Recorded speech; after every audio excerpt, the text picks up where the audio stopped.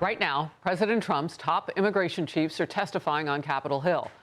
The U.S. House Homeland Security Committee is questioning them on enforcement operations as they were dealing with doing their jobs, arresting criminals in the country illegally in Minnesota, while the agitators there stalked federal agents, terrorized a church service, and more. Total chaos in Minnesota.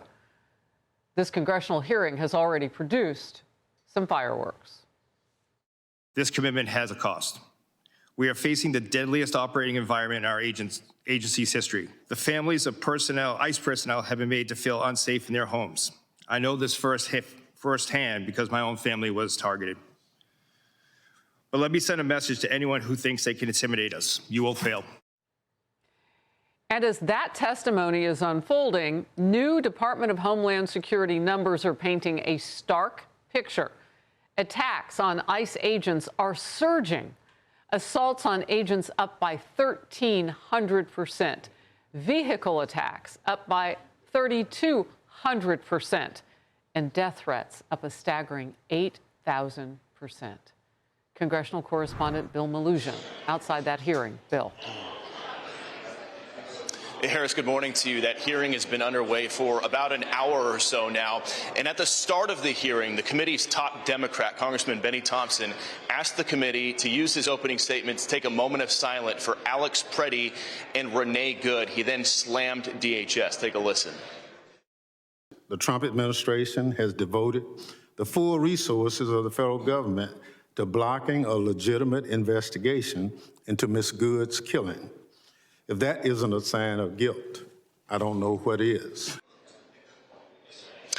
Meanwhile, CBP Commissioner Rodney Scott used his opening statement to slam the Biden administration's open border policies. Then he touted the success the Trump administration has had with securing the border.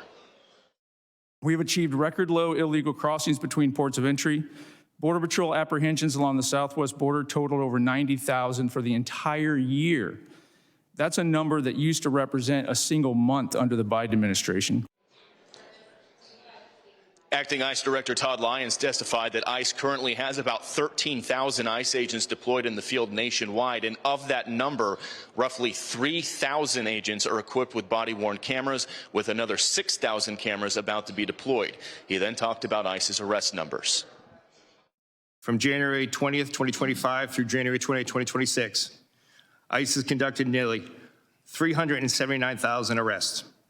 Among those arrests were more than 7,000 suspected gang members and over 1,400 known as suspected terrorists. So, Harris, the Q&A phase just started a short time ago. That is when we're expecting some of the fireworks to happen. Right before I walked out, there was an interesting exchange between Congressman Eric Swalwell and Acting ICE Director Todd Lyons. Swalwell asked him, would he apologize to the families of Alex Preddy and Renee Good for members of the Trump administration referring to them as domestic terrorists. Director Lyons said no, he would not apologize. Then Swalwell countered and said, well, do you agree with their comments? Director Lyons said, I'm not going to comment on ongoing personnel issues and investigations. We'll send it back to you. Bill Maluzhin, thank you very much. In focus now, former acting ICE director and former DHS Deputy Assistant Secretary Jonathan Fahey. Jonathan, great to have you on the program.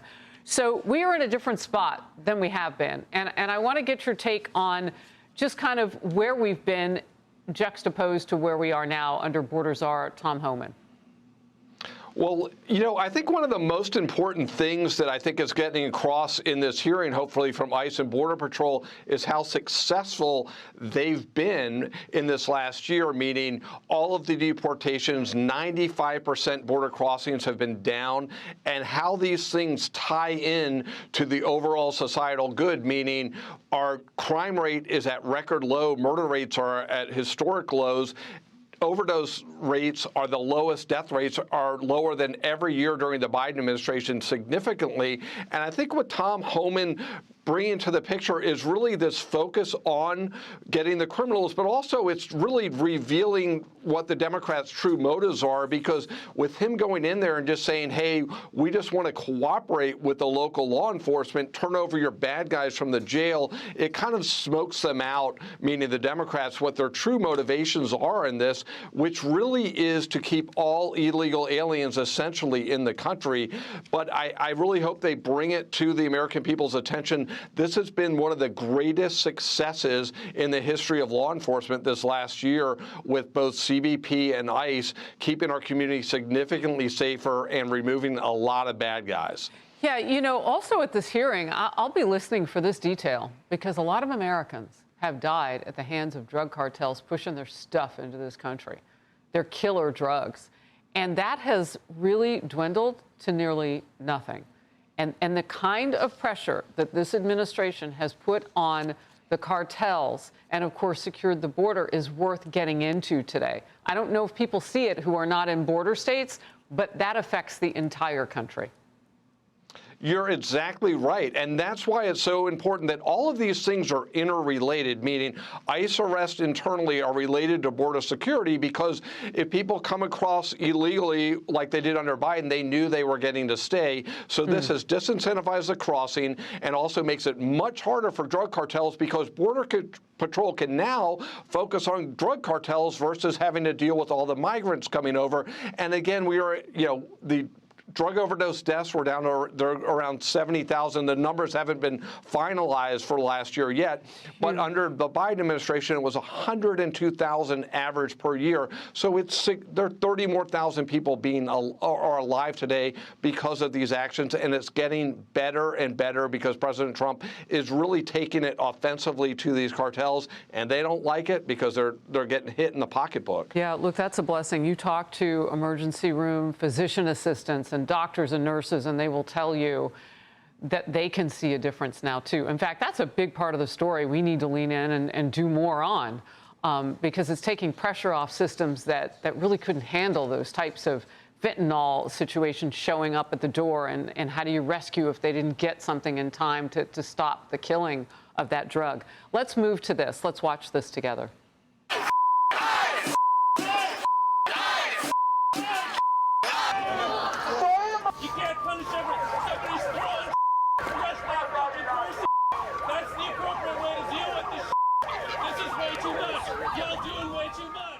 The people in Minnesota deserve better than this.